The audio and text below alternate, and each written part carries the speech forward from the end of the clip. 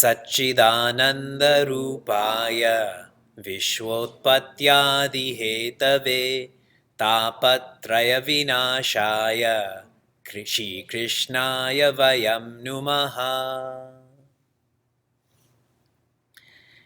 Janmadyasya yatonvayaditaratascharteshvabhignaswarat Tene brahmahridaya adikavaye muhyanti yatsurayah Tejo varimridam yatha vinimayo yatra trisargo mrisha Dhamna svena sada nirastakuhakam satyam param dhimahi Dharma projita kaitavotra paramo nirmatsaranam satam Vedyam vastavamatra vastu shivadam tapatrayonmulanam Srimad Bhagavate Mahamunikrite Kim va parerishvaraha Sadyo hridyavarudyatetra Sadyo hridyavarudyatetra kritibi shushrushubistatchanat.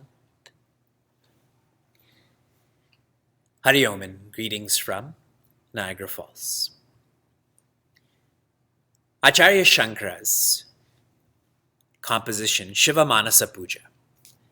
I want to read to you the fourth shloka and how this relates to Srimad Bhagavatam.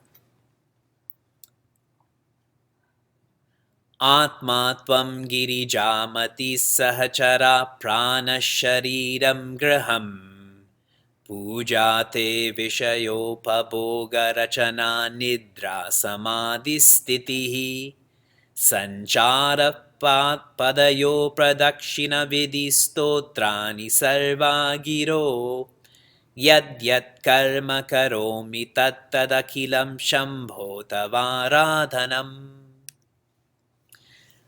Acharya Shankara shares here that Tvam, Bhagavan Shiva, you are my Atma. Girija, Mother Parvati, you are my Matihi, my mind. Sahacharaha, your ganas, your attendants, are my pranaha, my physiological functions. Graham, your home, is my body.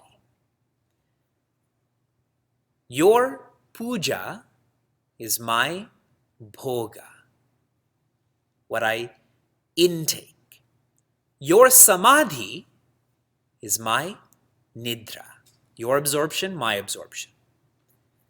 Your pradakshina, walking around you, is my sancharaha, my roaming about.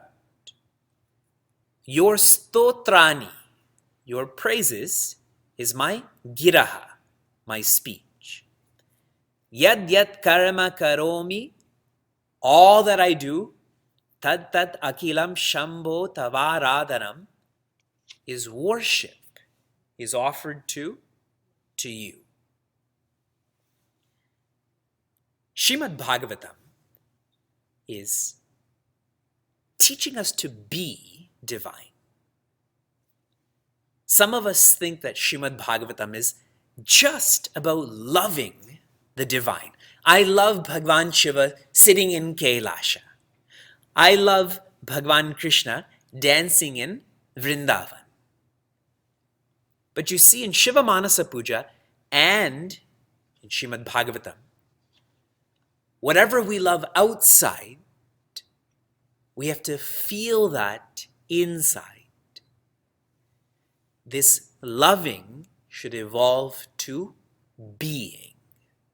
If I love Bhagavan Shiva, I should be Bhagavan Shiva, as we studied in Shiva Manasa Puja. If I love Bhagavan Vishnu, I should be Sat Chit Ananda, like Bhagavan Vishnu is. Which is why every week we remind ourselves, Dhimahi, that we're contemplating on, that our intellect is holding this ideal, is trying to merge with this ideal. Last week, Raja Parikshita asked Rishi Shuka, he asks him, what should a dying person do? But if you think of this question more carefully, he's actually asking, what is the most important thing to do? What is a dying person to do? If you put yourself in that context, would you do anything that's not important? You would only do that which is important. Now, none of us knows that we're not going to die in the next hour, next day. I had mentioned that we are that dying person. So the question really is, what is the most important thing? What are the most important verbs to engage in? And Rishi Shuka answers, Jita, to be disciplined, to be directed. What about ourselves?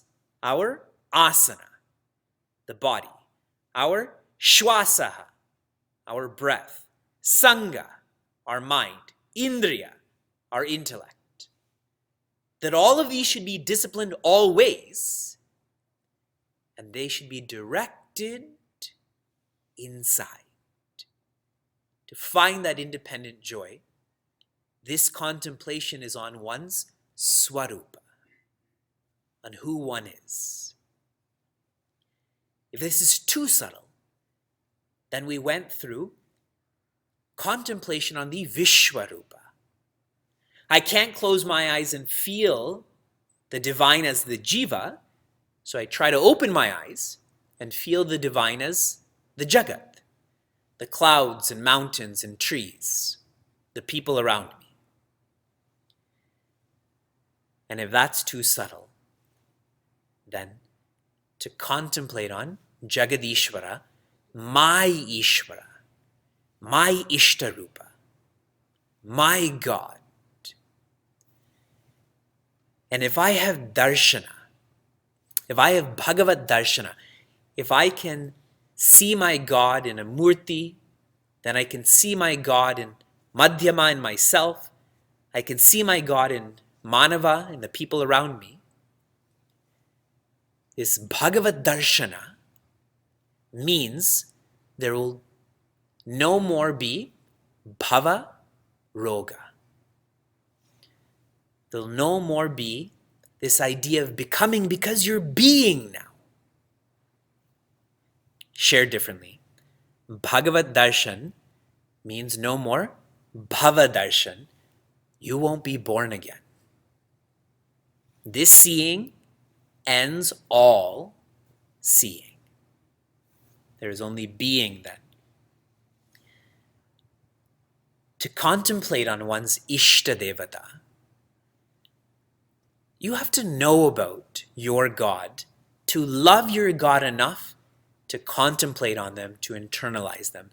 If you don't know your Ishta Devata greatly, perfectly, that contemplation will always be incomplete.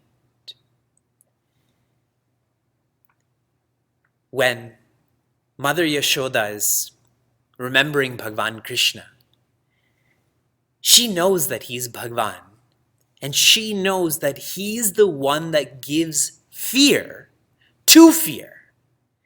He's the one who brings death to death, yet when she's holding his hands, when she's scolding him, he's playing that part of being afraid. How much she knows him, which is why she loves him so much. when Mother Kunti is remembering Bhagavan Krishna, she says to herself that I'm luckier than Mother Devaki. Why?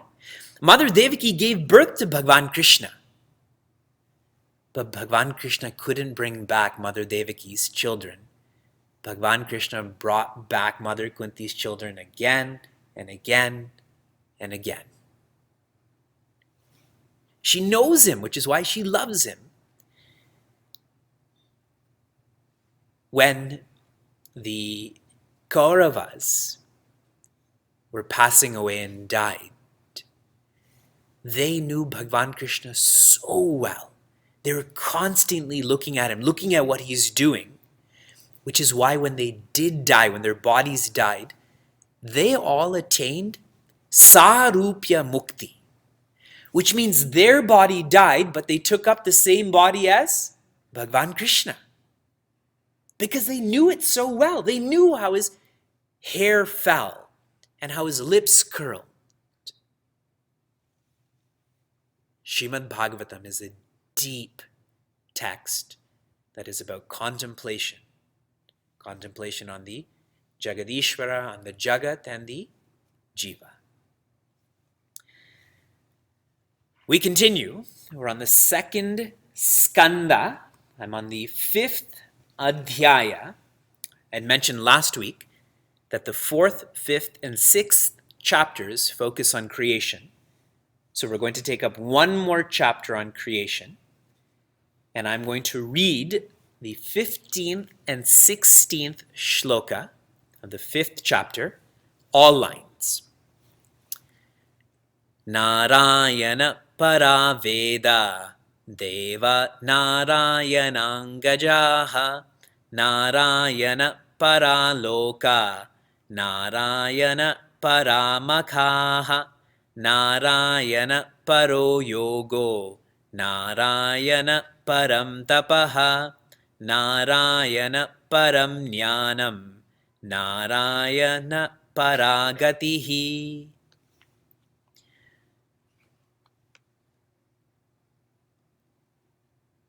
Raja Parikshita has asked Rishi Shuka, what is creation? How is creation?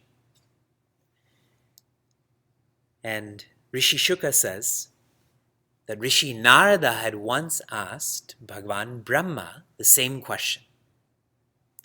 And Bhagavan Brahma begins answering this question by saying that the source of the Veda is Narayana. The source of the Devas is Narayana. The source of the Lokas, that is creation, is Narayana. Makhaha, the source of all religious practices, rituals, is Narayana. In the Upanishad we say, Yajno Ve Vishnu. This is another way of saying this. The source or the destination of all yogas is Narayana. The source, the destination of all tapa, Narayana. The source, the destination of all jnana is Narayana. And my favorite here is Narayana paragatihi. That the beginning and middle and end of all of us is Narayana. So when Rishi Narada asks Bhagavan Brahma, what is creation? How is creation? The single answer is Narayana. Now bringing this to us, some, before I get into more details. What does the word Nara mean? Nara means water. So Narayana is the one who's resting or living in water. Yes, he's sleeping on this milky ocean. He's sleeping or living in water. Resting in water, the word Narayana is where we will find rest. So if you're tired at the end of the day, if you're tired when you wake up, if you're tired of being alive in a limited way, the only place to find rest is Narayana, the only rest. That's why the word para is used again and again. Raja Parikshita asks Rishi Shuka, how creation, why creation? And I'd mentioned that a good question helps the answer go deeper. So, Rishi Shuka says that this is not an original question. I'm not going to give you an original answer. This question was asked before by Rishi Narada to Bhagavan Brahma. Now I want you to think here. This answer that Rishi Shuka is going to give Raja Parikshita, it's not a direct answer. How come? How come in the teaching of Bhagavatam, in the teaching of Sanatana Dharma, direct answers are not given? Because they don't know the answer. That someone asks a question, so you answer that question with another question. One of the reasons is through Bhagavatam, through Sanatana Dharma, through discourses, the answer is already given. It is the responsibility of the listener or the student to reflect for that answer to become their own. For that answer to become their own. I'm sure you would have heard that quote from Abraham Lincoln or some great thinker like that. The quote essentially is, I'm happy when people said no because then I did it myself. You know, when you ask someone for help and they help you, then you never really get to know what they're doing. Suppose it's cooking or cleaning. Suppose I ask someone to clean the altar for me and they do it, but I never do. So then I don't know, what cloth do I use? What soap do I use for the ghee? But if I have to do it myself, then I know about it, correct? So that's one reason why answers are not given directly. This filters out the casual students from the serious students. The serious students would be thinking about the primary teachings in the text, in the discourses. And the second reason why answers are not given directly. Have you ever asked a question to a Vedantic teacher and they said, that's a very good question? And as soon as they said that, what did you feel? How smart you are, correct? That nobody else thinks and asks questions like me. That's why Rishi Shuka said this is not an original question. Rishi Narada already asked this question. But then you have Vedantic teachers who give answers and they also feel, what a good answer. What a cool way that this was shared in, correct? But here, Rishi Shuka says that Bhagavan Brahma already answered this question. There is no room for arrogance. No room for ego for the questioner or the answer.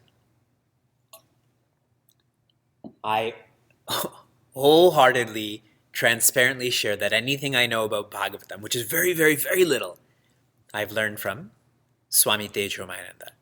And he'll say the same, even though it's not true, he will say the same about who he learned it from, etc., etc., etc.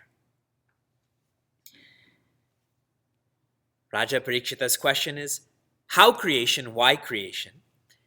Rishi Narada's question is, how did you create Bhagavan Brahma? And he asks why. Why do you do what you do? Now I want you to pause and think about the people in your lives that are the most dynamic. They wake up earlier, they sleep later, they're more patient, they're more creative. Think of those people. And if you were to ask them, why? Why do you create? What will their answer be? Bhagavan Brahma's answer is that seated, established in my heart is Narayana. And so my words and my mind and my senses, they are never separated, they never drift from Narayana. So what is Lord Brahma's answer about why he creates, how he creates? The answer is Bhagavan Narayana. You ask the most dynamic people you know, if they're engaged in sattvic, they're engaged in long-term offerings, they're doing that because they're doing it for God, they're doing it out of fulfillment. They're happy and they want other people to be happy too. Now, Bhagavan Brahma answers this question in a lot of detail. I'm just going to give you some highlights. He says that Bhagavan Narayana is the one who created all of the materials for creation, and I simply manage his creation. He created the materials, I manage this. He's the CEO, I'm the supervisor. And there's a lovely incident that will come many years from now for us. Do you remember when the cows, the gaus and the gopas were all hidden by Bhagavan Brahma? Do you remember they were all taken to a cave, and I think a whole year passed and none of those parents were worried about all of those gopas and all of those animals? If you think carefully about this, Bhagavan Brahma could only take the materials that Bhagavan Narayana had already created. What did Bhagavan Narayana do? He just created new materials, correct? He created new animals and new shepherds and cowherds. And I think that's such a beautiful teaching, because when we hear that story, we think of Balavihar plays, not realizing the depth of what's shared in Canto in Skanda 2 is connected all the way to Skanda 10. Same message. Here's another detail. Bhagavan Brahma says that Bhagavan Narayana is like light and I am like the eyes. Light from inside and I'm like the eyes. If there's no light inside, those eyes can't do anything, correct? I can have 20/20 vision, but if I'm dead, then it doesn't mean anything. If I'm not paying attention, it doesn't mean anything. Now here's a important technical education, knowledge piece that I want you to write down to keep on reflecting on this. Bhagavan Brahma says that the lineage of creation begins with the Mahat Tattva. Mahat Tattva, which I want you to interpret as this feeling to create. The feeling to create is the Mahat Tattva. Who does it come from? Bhagavan Narayana. From the Mahat Tattva comes the Ahankara. You know, I may have this feeling to create, and once I begin creation, don't I say, I'm creating? Ahankara. From Ahankara comes the Mana, the Manaha. I feel like I'm creating, and then I have to start planning for it. So I create. I'm planning for that creation. Then comes the Sukshma Tattvas, and then the Stula Tattvas, which is the subtle elements, space, air, fire, water, earth, in the subtle form, and then in the gross form where they all combine to make up all that we can touch. Everyone's looking at me.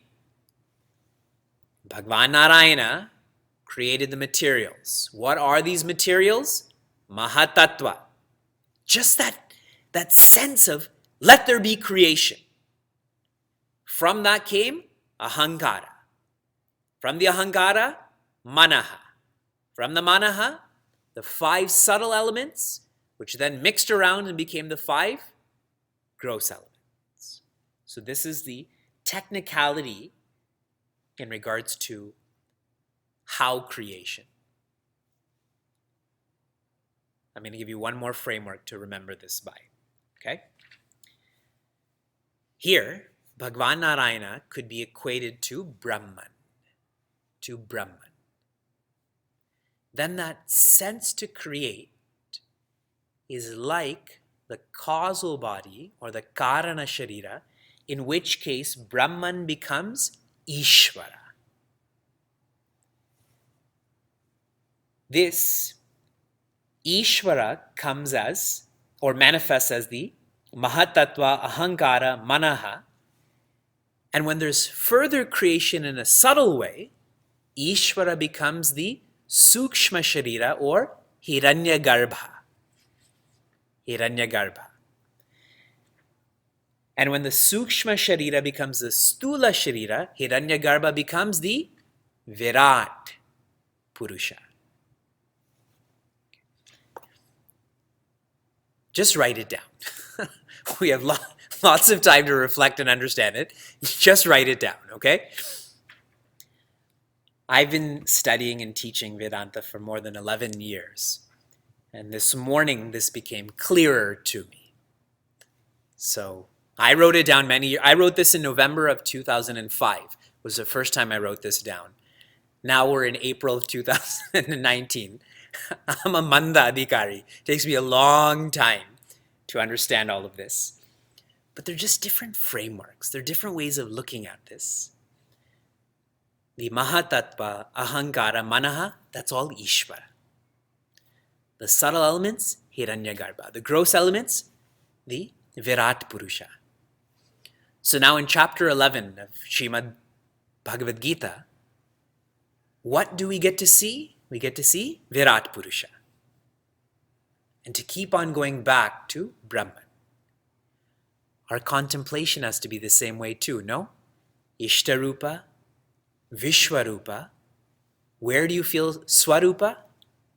As Brahman. Some of you may be thinking that there's a lot of repetition in Srimad Bhagavatam. A lot of repetition. This repetition serves the purpose of concentration. Repetition is a teaching technology, a teaching methodology for concentration. The more you concentrate on you and your experiences, the more you will see this is not creation, this is the Creator. Narayana Para. And we do that, isn't it? With our Balavar students, we tell them to chant this chopai again and again and again. And finally they get it. We'll study one more shloka. I'm on the second skanda, the 9th adhyaya, the 9th chapter. I had mentioned to you that in chapter 7, all of Bhagavatam is given in brief. In chapter 8, Raja Parikshita asks what is listed as 20 questions. I counted 21. And then, in the 9th adhyaya, is the essence of Bhagavatam, the Chatushloki Bhagavatam. So I'm on the 9th adhyaya. I'm reading the first shloka, line 1 and 2. Rishi Shuka is answering the first question of Raja Parikshita. Here's the answer. Atma mayam rite rajan parasyanubhavatmanaha na gate tartha sambandaha swapna drashtur ivanjasa. Rishi Shuka tells Raja Parikshita that the spirit is not manifest, is not unmanifest. The spirit is absolute. And so the spirit cannot become, there's no becoming into the unmanifest or the manifest. And if there's any feeling that the spirit has become, particularly this body, it is just a dream. Heavy Vedanta questions and answers. So let's rewind some. You'll find in Srimad Bhagavatam and all of our scriptures, they first list out what they're going to teach. Then they elaborate. I had mentioned that a whole section on what's going to happen in Bhagavatam comes in chapter 7. Then why study 10 more cantos? Why 3-4 more years? Just study these chapters and we'll be finished with this, correct? And technically, yes, but we will never personalize this. So remember, first you list, then you elaborate, and then you personalize. First you give someone a menu, this is what's listed, then you elaborate. You give them a sampling at the beginning, like panikam, right? To get your digestive juices going. And then you personalize. For this person, you put more ghee on the dosa. For that person, you make it more crispy. For that person, you give more puri. So the same is being done here. So before Bhagavatam is given in brief, what is shared is anyone who hears this, all of the damage that has been done by their ears listening to worldly matters, all of the damage, all of the impurity that's come from listening to gossip and listening to dependencies and indulgences, all of that can be erased. Now that's a very hopeful message, because I think for 35 years, for 40 years, I've been living in such an indulgent way, casual way, that this can't work on me. But it's been very openly shared that anyone who listens to this, all of that can be erased. So a brief Bhagavatam is given. I have to give you a more brief Bhagavatam on this brief Bhagavatam. So here's some highlights. 2 incarnations of Bhagavan Narayana are Nara, Narayana. And what is shared in a very lovely way here, and please take this in the right spirit, is that Bhagavan Shiva burned anger outside of him. Remember when Kamadeva came, Bhagavan Shiva burned that anger outside of him, but Bhagavan Shiva never burned that anger inside of him. But for Nara Narayana, they have no need to burn anger outside because they've burned that anger inside. I thought that was a beautiful comparison. Remember, Bhagavan Vishnu is Bhagavan Shiva's greatest bhakta. Don't leave here and say, Bhagavan Shiva is less than Nara Narayana. That's not what's being shared here. Kurma.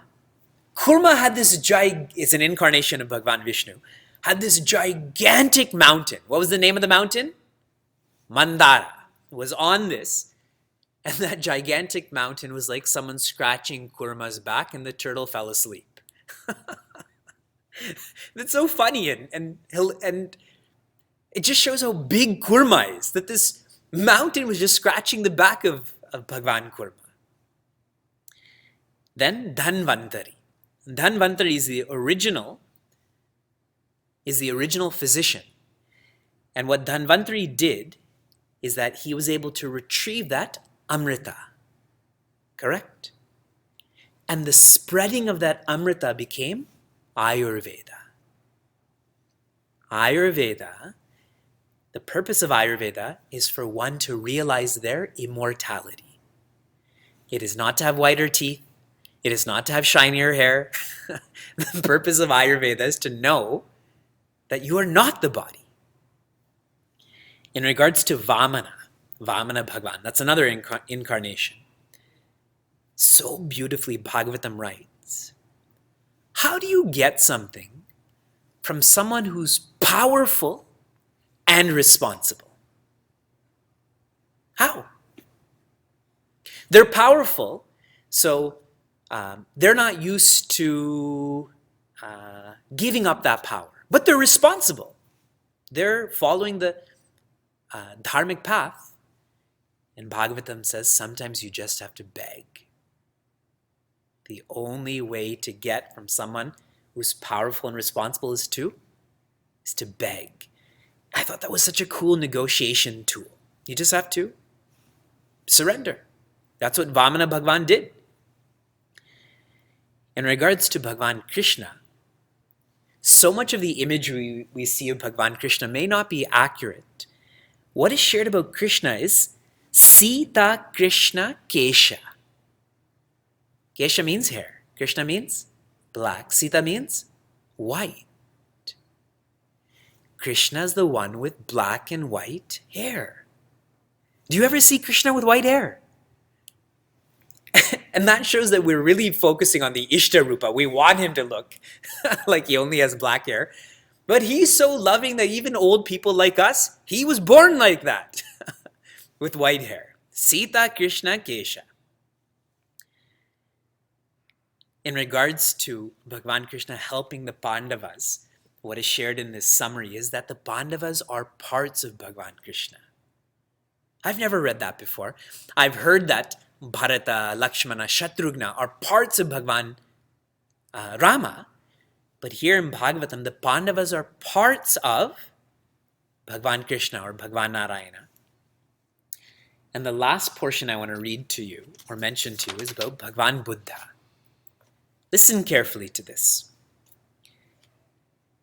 He will be born as Buddha, with a form that will charm and attract the minds of those men of asuric temperament towards him and to the atheistic philosophies that he will be propounding in order to draw them away from the misuse of Vedic rites. Now, if you've recorded all of that and you interpret this literally, these are fighting words. This is what Bhagavan Buddha did. But now you have to look at the implied meaning. During the time of Bhagavan Buddha, how were people using the Veda? Just for rituals. And what were they doing with those rituals? More pleasure, more possession, more position. So Bhagavan Buddha let go of the Veda entirely because he knew people were only holding on to that lesser portion. He let go of this entirely. This word atheistic, this is a technicality which means one who doesn't follow the Veda. One who doesn't follow the Veda. So asuric temperament, I want more pleasure, more possession, more position.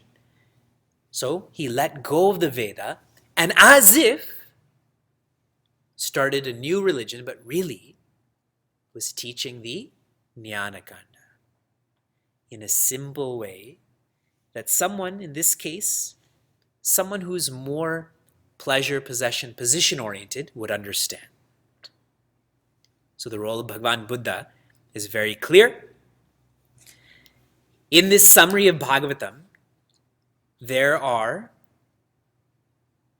21, I counted 21 avatars that are mentioned, not including Bhagavan Brahma. Do you remember how many avatars we went through? 22. Bhagavan Brahma was 23. And there's differences. Hayagriva is mentioned here. Mohini is not mentioned. This is the depth of Bhagavatam again showing that all are incarnations. Now to wrap up. When Bhagavan Brahma is finished teaching Rishi Narada about how creation, why creation, he then tells Rishi Narada, now you go use your imaginative power and you spread the same. You use your imaginative power to spread the same. The point being that all is divine. When one doesn't know that their nature is divine, they start to feel they're the body only. You know how the body is described? Shwa Shrigala Bhaksha. Bhaksha means food. Shwa Shrigala means for jackals and dogs. That's what this body is described as. So tomorrow when someone asks you, did you get a haircut or did you lose some weight or gain some weight? You say, swashragala bhaksha. That this is just food for animals. When I don't know my nature, I think I'm food for animals. Raja Parikshita, in this text, it says he asked 20 questions. Isn't there a game that people play called 20 questions until you get to the answer? Copied, Bhagavatam. I counted 21 questions, though. It's not so important. But now the first question that Raja Parikshita asks is, the Atman is spirit, non-material. How does it then come to have a body that is material? And Rishi Shuka says, it doesn't become the body. Atman is non-material, body is material, they are mutually exclusive. The Atman is all that we think the Atman has become, Mahatattva, Ahankara, Manaha, subtle elements, gross elements, all these combinations, they have not become. These are, Bhagwan, these are you. To contemplate on this. Oh.